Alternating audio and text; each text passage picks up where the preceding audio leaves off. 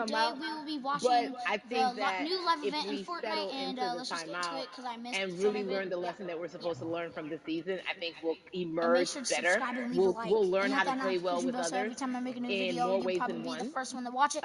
And so Boom! personally for I have to me, say, I'm now taking let's this watch time this video. to learn me in a new way. I feel like I'm being ushered into a new season and I'm getting still because sometimes the Mom, busy go to the big screen. uh, Over there. confounds the work that we're supposed to actually be doing. My mom, You know, we're my busy mom's doing coming. other stuff, but we got work that we need to do on the inside. And I'm like, I'm leaning into it. I'm like, dang, I thought I was gonna be able to rest like everybody else. And this guy's like, nah, we got work to do.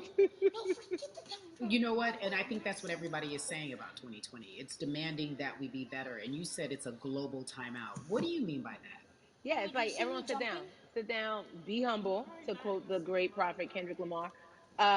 But like, no, seriously, sit down and let's reevaluate some Yeah, you're things. not. Let us unearth and shake up the things that we have been trying to hide within ourselves, within our nation. I think America is going through an unraveling right now, a much needed, a much necessary one. And I think all eyes on us, right? There is no, oh, I was on the subway for an hour, so I didn't miss that thing that happened. No, everybody was home. Everybody, was watching when George Floyd died, and everybody, no one could hide it. Everyone was watching when Amy Cooper called the cops. Like, this is a time where it's like, oh, we can't pretend it away. We can't excuse it away. No, no, no, no, no. It's a global timeout. Sit down, watch, and let's learn. And globally, it's like, hey, Yeah, I see him. we were going business as usual, but it ain't usual no more. Like that's old. Anytime change occurs, it's very uncomfortable. And so right now we're sitting with we're getting we're getting comfortable with the uncomfortable. The minorities, we've been comfortable with being uncomfortable because that to me explains just the existence for whatever we want to do, how we break into our careers, how we live our lives, how we find ourselves one of the few or one of the first. And that's a lonely road. When you look at and when you talk about this global timeout, everybody had to pay attention to Amy Cooper, everyone had to pay attention to George Floyd. How is that helping us as a people, as a country during our global Guys, I'm trying to timeout? be quiet so y'all I can listen. think, well, one, we're not minorities, Carrie. You already know it. It's like these labels that they put on us. It's Yeah. like the same way of saying like black on black violence. Also, there's no white on white violence. It's branding, Yeah, right? It's right. all Yeah, branding. you're right. You're And it's right. like white people kill white people every single day. So no, there is no black on black violence. And if you say black on black violence, well then let's brand white on white violence. Like I watch Investigation Discovery. Ain't too many of us being featured. so, so I just even like, but to answer your question, what does that do? I think what everyone expected is what has happened in the past when the world was still open, right? In that, okay, you had everyone from Trayvon Martin to Castillo to Sandra Bland. You had all of these lives lost, and black people made some noise. We rioted, we got out in the streets, we started the Black Lives Matter movement, all of those things. And then white people kind of just like, oh, let's give them something. And then it's just like, is it over? It's like Oscars so black. Okay, okay, good. We gave some Oscars. Are we good now? Like, are we even? Hmm. And it's just Hmm. like, oh, no, no, no, no, no. This is not about like a band-aid. It's like, yo, we might have to amputate the leg a little bit, but it's all right because we're gonna by amputating the leg, we're gonna save the body.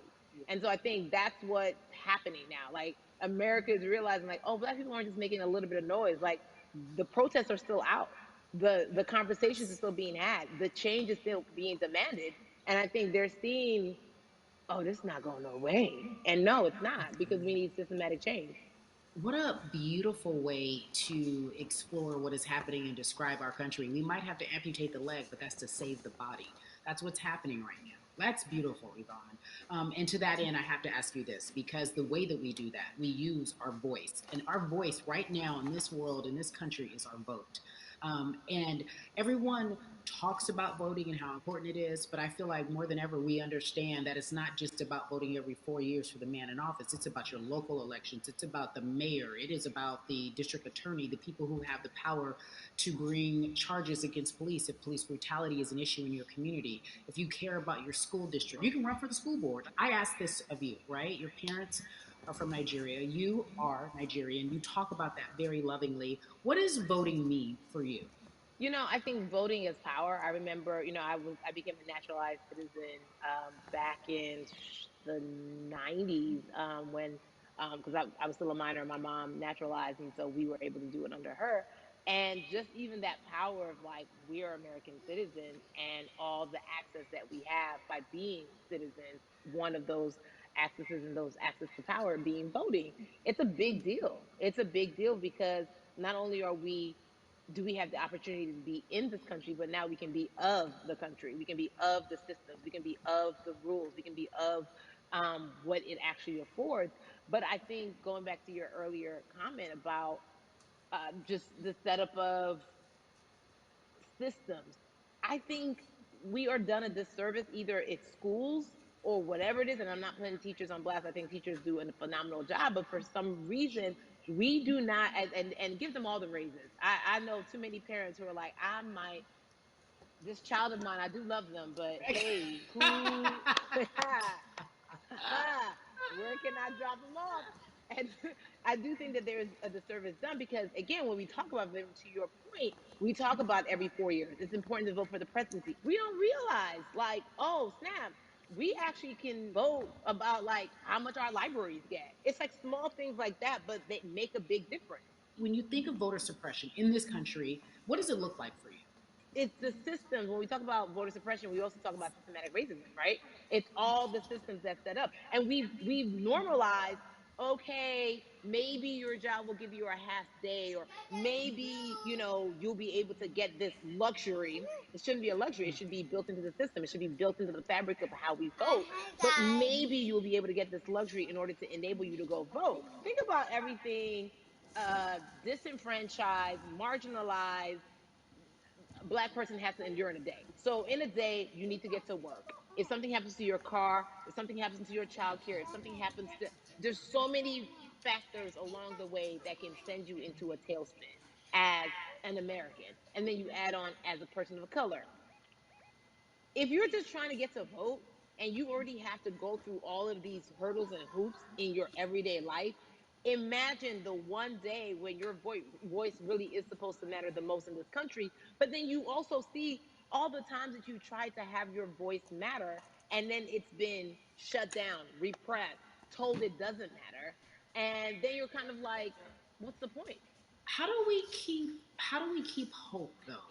If I'm watching this right now, I want to I how do we as a people stay hopeful? How do we believe in the promise that these quote unquote forefathers have given us?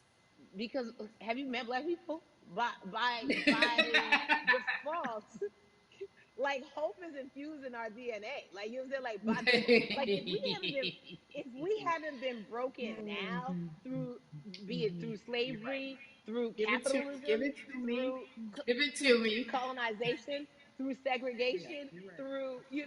through I mean, listen, the history of Black people in this country is at one point we were 3/5 the people. Mm-hmm. That's it. And one thing, That was a written law. And look at us now. We are whole. We are Black girl magic. We are Black boy joy. We are, what I'm saying? mm-hmm. What I think about in terms of giving us hope, right? We're making a lot of people nervous right now, Carrie. We're making a lot of people nervous Ben, right now because they're like, dang, we put all these obstacles in their way, and these jokers are resilient. But that should give us hope. That should give us hope that, like, we can't stop, won't stop. I mean, I went to the school of Diddy, you know what I'm saying? Hashtag, Harlem shaking it right now. Can't stop, won't stop. And I think that's our motto. We can't stop voting and we won't stop voting. We can't stop marching and we won't stop marching. We can't stop thriving and we won't stop thriving. to that end, because you led me directly there, I've been asking everyone who's appeared on this platform, what does activism look like? And I feel like back in the day, we had an idea. Yes, it is marching. Yes, it Yeah. is protesting. Yes, it is speaking out against things that we feel are not right or unjust. But talk to me about what activism looks like for Yvonne Orji. Listen, activism, I think the beauty of activism is that it has many faces, right? You're going to have the people on the front lines. Like, you know what? Martin Luther King marched, but there were a lot of women who were in the homes like, hey, BT Dubs, when they come back, this is how we support all the people who are marching on the front lines. And we're going to be here doing what we know to do best here. And you know what? Somebody needs to bail them out of jail so now we need to be in the community, getting money or whatever it is. So it's like everybody has a position to play. And so play your position like a shortstop, bro. So whoever you are and whatever you do, play your position. So activists could look like, you know what? I'm not the one that's built to be on the front line, but you know what? My pockets go deep, so I'm gonna support the people on the front line. I'm a comedian. Black joy is a form of activism. There's always a call for entertainers or celebrities that have the platform to do something. Why aren't you speaking out? I'm not a believer in thinking that it's mandatory. Like you said, everyone can be an activist and be activated in different ways. But talk to me about the connection. Talk to me about the marginalization in your world and how you feel like it even inspires you to say more and use your platform to do more. Beneath the surface of what we do, like Niecy Nash says, it's the who, right? The who is the person who's going to be like, hey, let me call this out. Either blind racism in terms overt racism, in terms of ways that we can be better, in terms of ways that we can actually be more uplifting to the community that you may not even realize that you're serving. Before I let you go, talk to me about the urgency, in your opinion, for people to vote, our people to get out and vote this coming election. Yeah, I mean, guys, guys, guys, if you think you're tired now, I'm telling you right now, we cannot take this sitting down. We can't take this jokingly. I understand that it may be hard to figure out who to vote for, but at the end of the day, we got to vote for our families. We got to vote for our legacies. We got to vote for continued progress. We have to vote for upward mobility. We have to vote for equality in a way that is long lasting. And if we succeeded before, we can do it again. You talk about the whole. This is the time. This is not the time to give up. This is not the time to pretend a way that we haven't made progress. We have. There's still much more to be done. And you know what? We might have to get to a point where we pass the baton to our children and our children's children, but we still have work to do now for that generation. Von Orgy, you are everything. You are Molly, but you are not Molly. But I love you so much as Molly on HBO's Insecure. You are an amazing podcaster, Jesus and Joloff. Shout out to Lovey. And then we also have movies. Like you, the world. You're a model, a cover model. Also, wait, don't let me forget your hugely successful stand-up comedy special on HBO. Girl, you're doing it all, and I am so grateful. You are truly the dream, not just the American dream. You're the black girl, brown girl, do it all dream, the immigrant dream, everything. You're a beautiful, beautiful soul. I really, really mean that from the bottom Thank of my you. heart. Yvonne Orji, ladies and gentlemen, nothing but the best and excellence personified. Thank you so much, my friend. I love you so much, Mama. Mwah.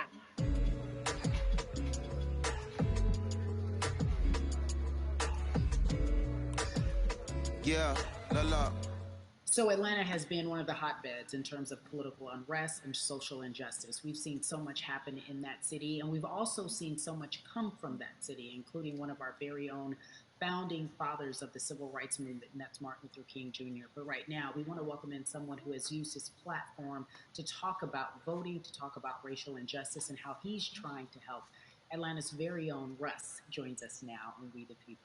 Russ, I'm not going to fan out and tell you what some of my favorite songs were that I listened to repeat on yours. We're going to get to the topic at hand. So Amazing. we got to talk about recently you did an interview where you shared your outlook on culture and music. And you also were very candid about the fact that you have a privilege and that it's necessary for you to give back. Tell everybody about what that means.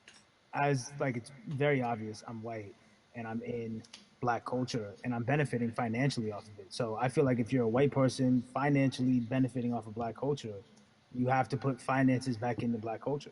It's just that simple. The the screenshots with your feelings. It just comes off like fake empathy because it comes off very dismissive and very oh, that sucks for y'all, but anyway, back to what I was doing. Have you felt that way always, or is it now because of the time of where we are in this country? I've always had the feeling. I think now it's just obviously elevated. It's a new level, and there's new, it's to the point now where you can't.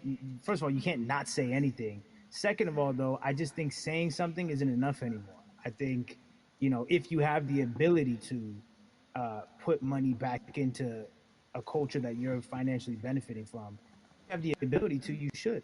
It's interesting that you talk about it in that way because some people do believe that silence is the best way to go because it's hard to talk race, especially if you're white and you're in the black culture. People just feel as if they can't talk about it. They feel awkward. They feel as if they don't have the privilege or the voice or the words. How do you find yourself right now in terms of interacting with people when they want to talk to you about social injustice, police brutality, what's going on in this country right now? Well, first of all, picking and choosing whether you want to be silent or not about race, that's a privilege in and of itself. But no, I mean, I try to just do my best to listen to the black people around me and the educated black people I have in my life. So I do my best to not act like I have all the answers for everything, especially in a culture that I'm not from. But that's why when we decided to raise the money for Black Lives Matter organizations, when we raised 500,000, we got on the phone with some of the women who started Black Lives Matter. I got on the phone with Tamika Mallory. I was on the phone with Karen Civil and talking with my friends to make sure the money went to like the correct places, and people who really need it. It's just about listening. That's Well, all. It's about listening. let's talk about that for a moment because the way I think of activism, for me, it looks very differently. It's not necessarily just protesting on the front lines. I think that's great. But what about being an activist in the way in which you have decided to be one? What inspired you? What did it look like? You said you raised money for Black Lives Matter.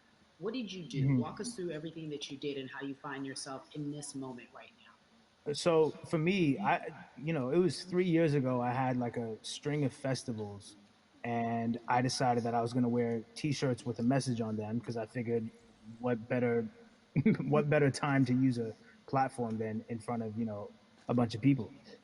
So one of the T-shirts I wore was, "If you want to change the system, speak up. White silence is pro racism. The whole thing."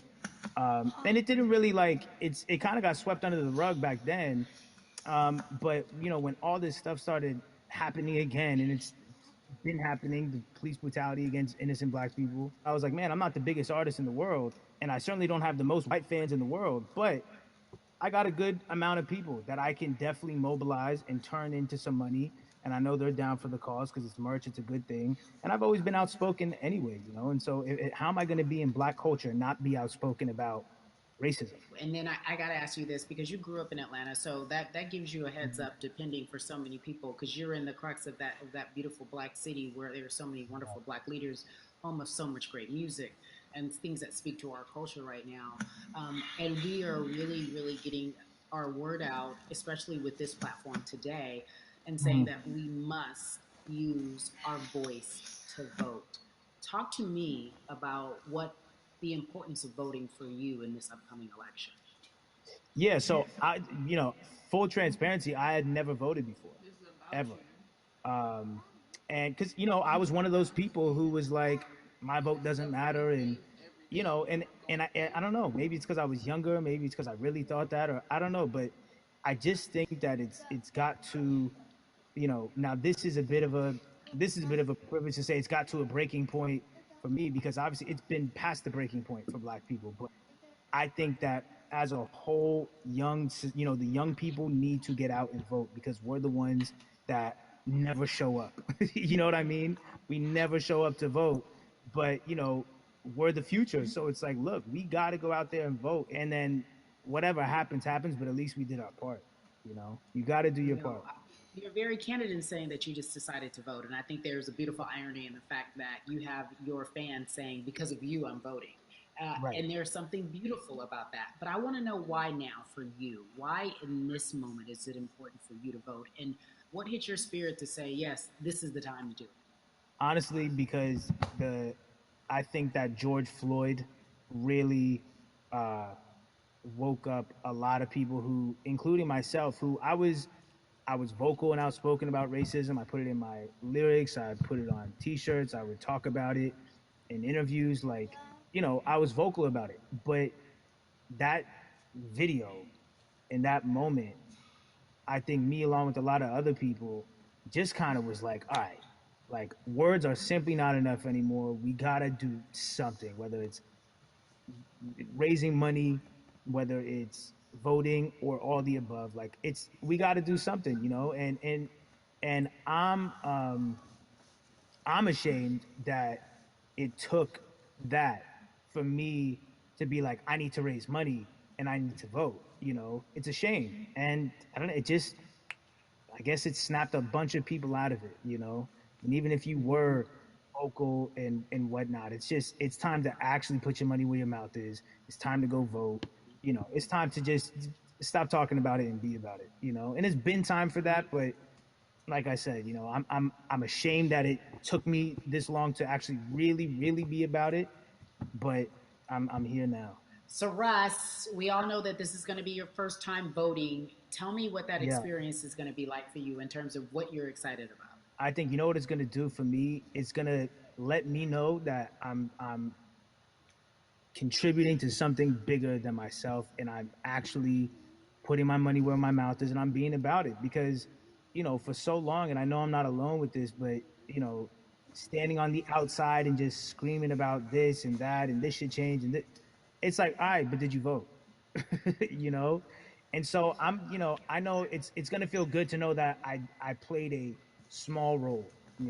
And that's the problem. I think the mentality of like my vote doesn't matter needs to be changed to my vote, albeit small, does matter. It's a role I'm playing, and if I play my part and you play your part and he and she plays their part, then we make a difference. But it'll feel. I have a feeling it's gonna it's gonna feel very, very bigger than me. I mean, I think when you realize that giving uh, actually feels better than receiving, that's when you start wanting to do your part and contribute. So, voting is an easy way to give. You know.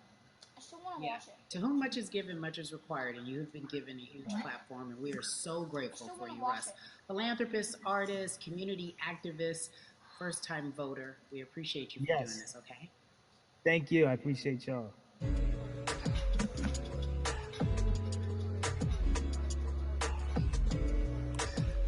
Yeah, la la. So, cities like Atlanta and Chicago have been at the forefront of the discussions, especially now in this country when we're talking about COVID 19 and systemic racism, as well as police brutality and what we can do in this country. Again, we're continuing our conversation, letting you know that your voice is your vote and your vote is your voice. We can change where we are in this country. Currently, I'd like to welcome in Chicago Cubs right fielder Jason Hayward. I appreciate you.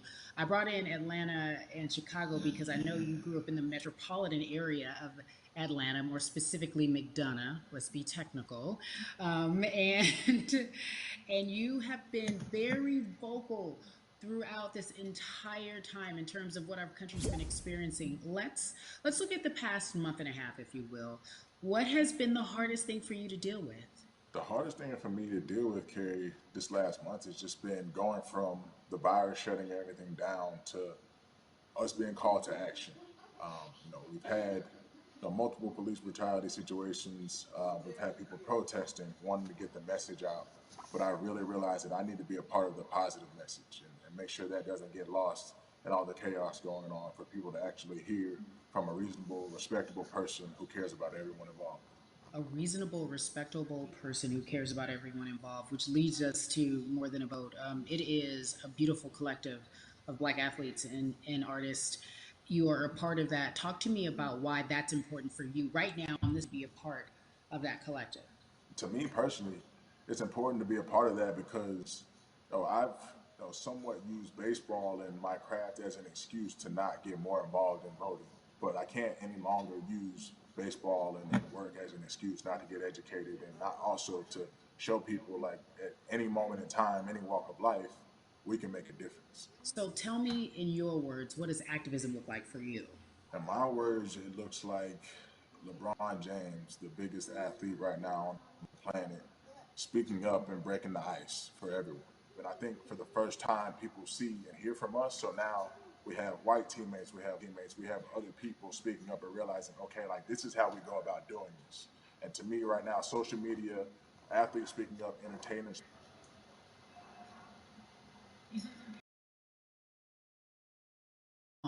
I know that it's tough for black players specifically in Major League Baseball to talk about how they feel.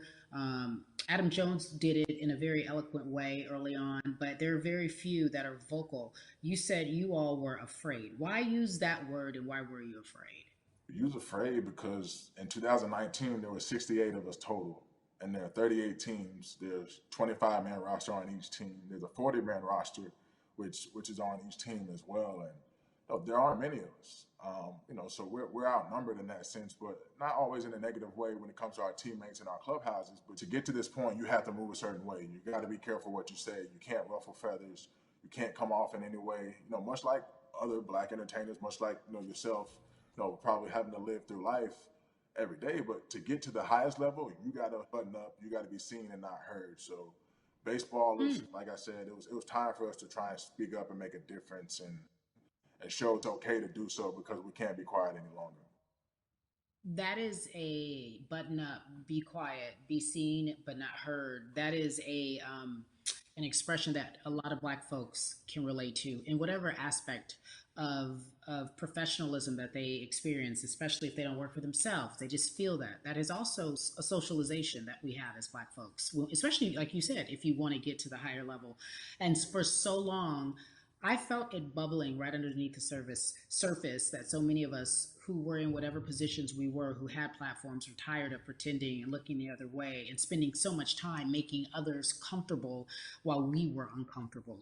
Do you feel that this is the type of movement that is sustainable, or is it just for a time? No, it takes everyone joining in on the conversation. And right now, I feel like more than ever, there is little things as possible to distract from bigger issues. And we saw on draft day, we saw our president Theo Epstein holding up the sign saying Black Lives Matter and wanting to Yeah, include the rest of yeah. MLB in that. But now we're having those conversations as well. So I definitely think this is sustainable. And it's not always just going to be the popular thing to do. This is something that people want to get right because they know we care. Jason, you said you think it's sustainable, that what you're seeing, especially with your colleagues in baseball, that this can be something where you're feeling more comfortable, feeling more safe to share how you feel about social injustice and police brutality. What are you doing right now in this moment with your platform to help change how we look at voting and how to educate the culture and the community about voting? Well, first, what I'm doing, Carrie, is joining up with More Than a Vote and joining up with other athletes and entertainers to get that message out and use our platform in that sense as a group. And try to create a brand with this to make it something that's not just about the election coming, make sure that it's about people getting educated for years to come and figure out where to vote and how to vote. We've got people in different areas that cover different demographics and influence different areas of people. And as a baseball player, as a black baseball player, I feel like now, like we talked about, is finding the time to show people that you can use your voice in this profession. You don't have to be afraid. And to me, that can help someone, help a kid.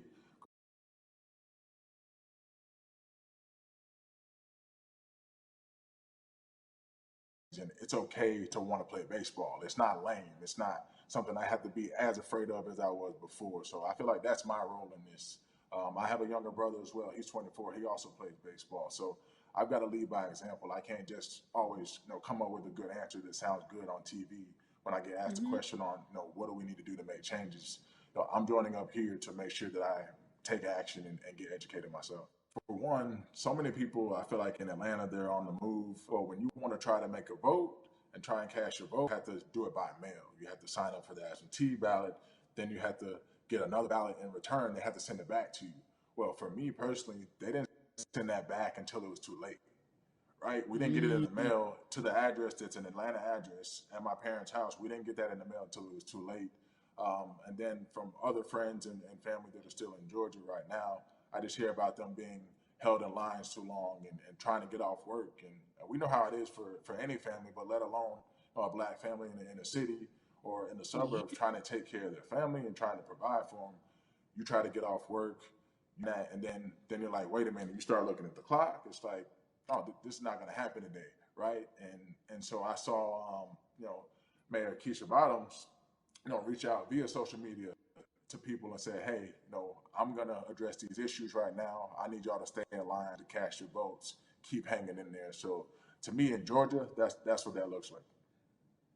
Well, it's interesting that you even bring that up because there have been all these images specifically from Georgia, because that's such a battleground, where you see people, especially when it came to the primaries, doing whatever it takes.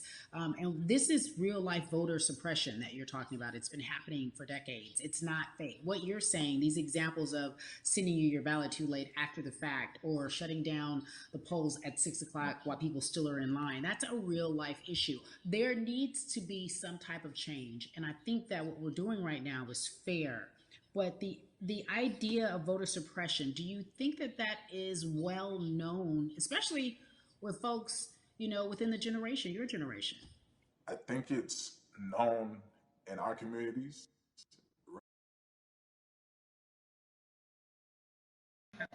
Yeah.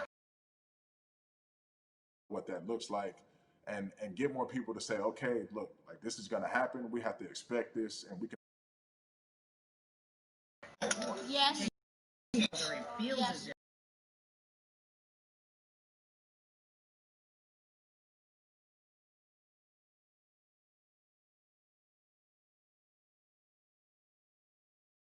Because Black Lives Matter to me.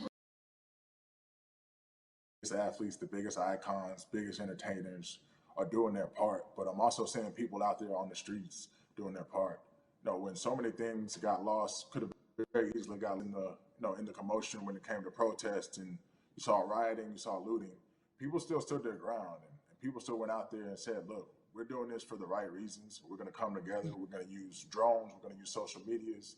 I feel like this is a new wave of getting things done the right way and just spreading the message. You're right about that. And you're right. People are spreading the word unapologetically. We out here. I appreciate you. Right.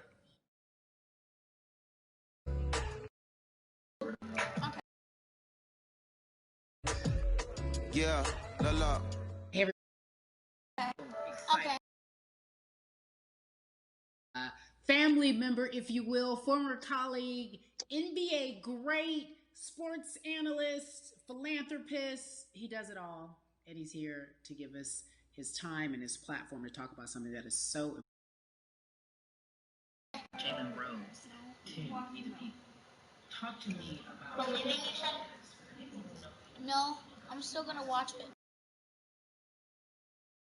Initially, we have to get past the stigma of the mental systemic racism that comes with the presidential race, governors, mayors, senators, judges.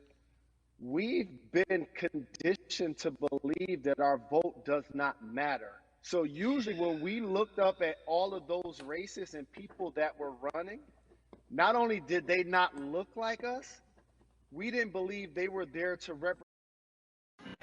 Yes. Until Barack Obama, and we felt a sense of hope that finally our country is going to do something that we felt would never happen in our lifetime. And I remember being at the inauguration in 2008. I made sure I was there. And we voted. In 2016, we didn't vote, Carrie. We didn't vote. And so many people try to make this political. This is not political. Me telling somebody to vote is like telling somebody to pay taxes. So that's one, getting over the stigma of nobody is going to represent our best interest. And then number two, the reality is that the person that gets the most votes doesn't necessarily win the presidency. Are you serious? That's actually what took place in 2016. Just stop. pictures up, I'm pretty sure they look a lot more like each other than they look like you and I. How about that? And then the third thing, especially in urban environments, oh man, they create barriers for us, Carrie. It's like you got to jump over the fence, you got to run past the dog, you got to jump on the hood of the car. The lines is 5 hours long. You get up to the pole and they don't work. Elderly people working in the city, while they got the young people who understand technology working in the suburbs. Like these are all systematic things that try to discourage us from voting. And then finally, we don't have a day off to vote. We need to work. So we don't get a day off. It's going to be a full day, and I got to work to pay my bills. So you know what I'm going to do? I'm going to mail in vote. And you know what you want people to realize, that that counts too. So your vote will be counted if you're able to mail it in. So those are a few things that I hope that we can do and mobilize. And shout to LeBron and his team. Shout to you and everybody involved. We will make a difference. Well, let's talk about more than a vote. There is a Black collective of athletes, of artists coming together and saying voter suppression is a real deal, especially in the Black community. When you just talked about, I got to work, so I can't go vote. And then when we do get in the booth, just in case we don't have to work, do we know who we're voting for? Not only do we have to vote, we got to be educated. And it's not always even about the man who's in office or the woman who's in office for president. It's about your local elections. It's about the people who are your DAs, your state DAs, like the people who actually make change in your community, who will change police brutality, who will make sure that your community is taken care of, who will defund police and hope that they can help you in stopping police brutality. So talk to me about why you decided to be a part of More Than a Vote and what it actually means. Well, it means with such an impressive, just as you mentioned. Guys, that's And where I'm gonna end it. said this multiple I hope times, you and I know enjoyed it can be about uncomfortable them when I say talking it, but a lot and of all times that. we have to But get to the root of the issue before we like I said, find make the sure to solution. subscribe, leave a like, and hit that And notifications bell. the So every time I culture make a of video, us Americans y'all will be love probably the black first people ones as to much know. as it loves But black I hope you culture. enjoyed. See you in the next This video. collective Well, is if a I way. can end my first video. Yep.